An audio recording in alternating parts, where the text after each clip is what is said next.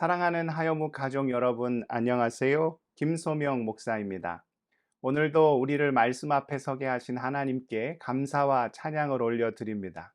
혹여 인생의 어려움 가운데 계시더라도 오늘 주시는 위로의 말씀을 힘입어 주의 소망 가운데 거하실 수 있기를 축복합니다. 이 시간 본문은 민수기 26장 4절입니다. 여호와께서 애굽 땅에서 나온 모세와 이스라엘 자손에게 명령하신 대로 너희는 20세 이상 된 자를 계수하라 하니라. 아멘. 모든 이민자들에게는 생일 외에 평생 잊지 못할 날이 또 하나 있습니다. 미국 땅에 처음 발을 내디딘 날이죠. 저도 그날의 기억을 아직도 생생히 갖고 있습니다. 2012년 크리스마스가 이틀 지난 12월 27일 미국으로 향하는 유나이티드 항공기에 몸을 실었습니다. 보통 외국에 여행을 가면 왕복으로 티켓을 끊지요. 그런데 편도로 끊으니까 돌아올 다리를 끊고 길을 나서는 자의 모습까지는 아니더라도 괜히 마음이 이상하게 느껴졌었습니다. 비행기 값을 아끼려고 직항이 아닌 경유를 택했고, 그렇게 샌프란시스코를 거쳐 27일 목요일 밤 11시 30분에 뉴욕 공항에 도착을 했습니다. 당시 미국이 연말 연휴 기간이었기에 바로 학교 기숙사로 가지 못했고, 뉴욕 퀸스 포레스트 힐스에 있는 아는 목사님 댁으로 가야 하는 상황이었습니다. 공항에서 택시를 불러 가게 되었는데 짙은 어둠이 내려앉은 밤이었지만 차창 너머로 보이는 낯선 풍경들은 너무나도 또렷하게 머리에 새겨졌습니다. 그때 터널 하나를 지나고 또 긴 다리 하나를 지났는데 지금 생각해 보면 홀랜드 터널이었고 맨해튼 브릿지가 아니었나 싶습니다. 그렇게 저의 쉽지 않은 이민 생활은 시작되었습니다. 어렵게 학교를 졸업하고 신분 문제로 그냥 한국에 돌아가야 하나 밤잠 설치며 고민을 하던 중에 하나님의 은혜로 얼마 전까지 몸담고 있던 교회와 정말 기적적으로 연결되어 10년 가까이 그곳을 섬겼습니다. 살던 아파트에서 인종차별과 부당한 벌금 요구로 어쩔 수 없이 이사를 가야 하기도 했고, 또 살던 집에서 주인이 나가라 하여 쫓겨나기도 했으며, 갑자기 폭우에 나무가 쓰러져 멀쩡하게 주차되어 있던 차가 폐차되기도 했습니다. 또 수해가 나서 집이 물에 잠기고, 그때도 차는 모두 폐차되고, 지낼 곳이 없어 여관에서 한 달 넘게 머물다가 그곳에서만 계속 있을 수 없으니까 살림짐은 셀프 스토리지에 넣고 아는 지인의 집에서 몇 달 신세를 지다가 지금은 어렵게 세를 얻은 이 집에서 1년 조금 넘게 생활을 하고 있습니다. 여러 번 어려움을 겪다 보니 어느 때는 아침에 눈을 뜨는 것이 부담스럽게 느껴지기도 했고, 가슴이 답답해져서 숨을 쉬는 것이 이렇게 어려운 일인가 여겨질 때도 있었습니다. 지금도 삶이 불안하기는 마찬가지이죠. 섬기던 교회에서도 원치 않은 상황 속에서 어쩔 수 없이 나오게 되었고, 지금 제가 할 수 있는 일이라고는 이렇게 유튜브 하는 것밖에 없는데 이것도 언제까지 해야 하고 또 할 수 있는 것인지 참으로 막막하게 느껴지기도 합니다.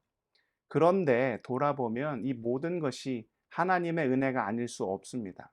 굽이굽이마다 넘어지지 않도록 우리 아버지 하나님께서 굳건히 붙잡아 주셨기에 포기하지 않고 도망가지 않고 그래도 지금까지 견디고 버틸 수 있던 거죠. 지금의 고민거리가 나중에 간증거리가 된다는 어떤 분의 유튜브 댓글이 마음에 참 와 닿기도 했습니다. 아버지 하나님의 은혜 안에 있으면 지금의 아픔이 나중에는 감사와 찬양의 이유가 되겠지요. 이것이 우리 믿는 자들이 붙잡는 소망이 아닌가 합니다. 오늘 말씀에서 하나님은 이스라엘 백성에게 다시 한번 인구 조사를 명령하십니다. 오늘 말씀 1절과 2절입니다. 연병 후에 여호와께서 모세와 제사장 아론의 아들 엘르아살에게 말씀하여 이르시되 이스라엘 자손의 온 회중의 총수를 그들의 조상의 가문을 따라 조사하되 이스라엘 중에 20세 이상으로 능히 전쟁에 나갈 만한 모든 자를 계수하라 하시니, 이전 말씀을 보면 이스라엘이 범죄하여 그들 가운데 전염병이 돌아 수만 명이 무서운 심판을 당하였지요. 그리고 그 전에도 고라당 사건, 불뱀 사건 등으로 40년 광야를 지내면서 수많은 이들이 목숨을 잃었습니다. 그런데 인구 조사의 결과가 실로 놀랍지요? 오늘 말씀 51절입니다. 이스라엘 자손에 계수된 자가 60만 1730명이었더라. 이것이 왜 놀라운 사실입니까? 그동안 여러 심판도 있었고 숱한 전쟁도 치루었으며 또 거친 광야에서 많은 이들이 생명을 잃었을 것 같은데, 그런데 그 숫자를 보면 어떻습니까? 처음 그들이 출발했을 때와 크게 차이가 없었습니다. 민수기 1장 46절입니다. 계수된 자의 총계는 60만 3,550명이었더라. 60만 명이 출발했는데 도착해 보니 60만 명 그대로였습니다. 이는 하나님께서 그 험한 광야길을 돌보아 주셨다는 의미이지요. 모세는 나중에 신명기에서 하나님의 인도와 보호하심을 이렇게 표현하기도 했습니다. 신명기 8장 4절입니다.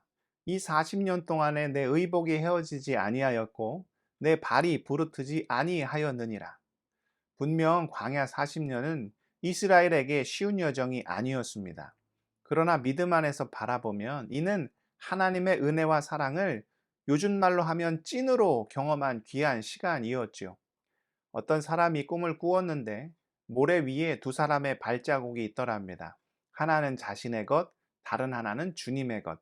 그렇게 주님이 그와 동행하여 주신 거지요. 그런데 어느 순간 한 사람의 발자국만 남아 있더랍니다. 그리고 그때가 자기 인생에서 가장 힘든 시기였습니다. 그 사람이 따지듯 주님께 물었습니다.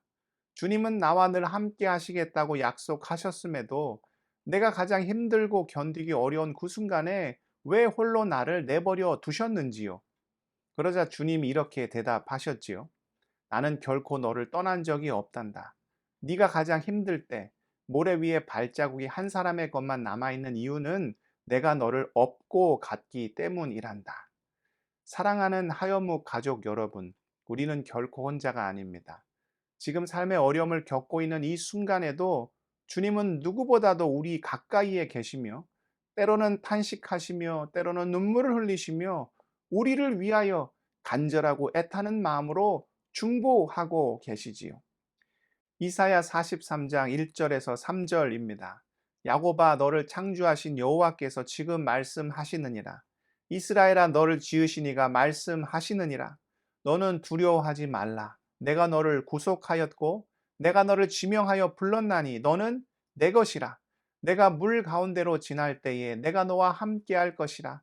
강을 건널 때에 물이 너를 침몰하지 못할 것이며 내가 불 가운데로 지날 때에 타지도 아니할 것이요 불꽃이 너를 사르지도 못하리니 대저 나는 여호와 내 하나님이요 이스라엘의 거룩한 이요 내 구원자임이라. 내가 애굽을 너의 속량물로 구스와 수발을 너를 대신하여 주었노라. 여호와는 우리의 하나님이요 우리의 참 아버지이십니다. 우리를 이 땅에 보내신 그분께서 끝까지 우리를 책임져 주실 것입니다. 그분 안에서 지금의 고민거리가 나중에 간증거리가 되는 우리 모든 하얀목 지체들 다 되실 수 있기를 주님의 이름으로 축복합니다. 기도하시겠습니다. 사랑의 하나님, 우리 앞에 감당할 수 없는 어려움의 일들이 있음을 봅니다. 우리는 나약하고 미약하여 늘 넘어지고 쓰러지지만 전능하신 하나님께서 우리와 함께 하심을 믿습니다. 주 안에서 지금의 고민거리가 나중에 간증거리가 되게 하여 주옵소서. 얼마 전 미국 땅에 총기 사건이 있었습니다. 일가족이 그 총기로 희생을 당하였고 한 아이가 모든 부모를 잃고 이 땅에 혼자 남게 되었습니다. 하나님께서 그 아이의 아버지가 되어주시고 보호자가 되어주셔서 그 인생을 온전히 책임져 주옵소서. 또한 우리 아버지 되어주시기를 원합니다. 아버지 우리 삶을 인도하시사 주의 축복과 은혜와 영광 가운데 거할 수 있도록 아버지 함께하여 주옵소서. 모든 말씀 예수 그리스도의 이름으로 기도드리옵나이다. 아멘.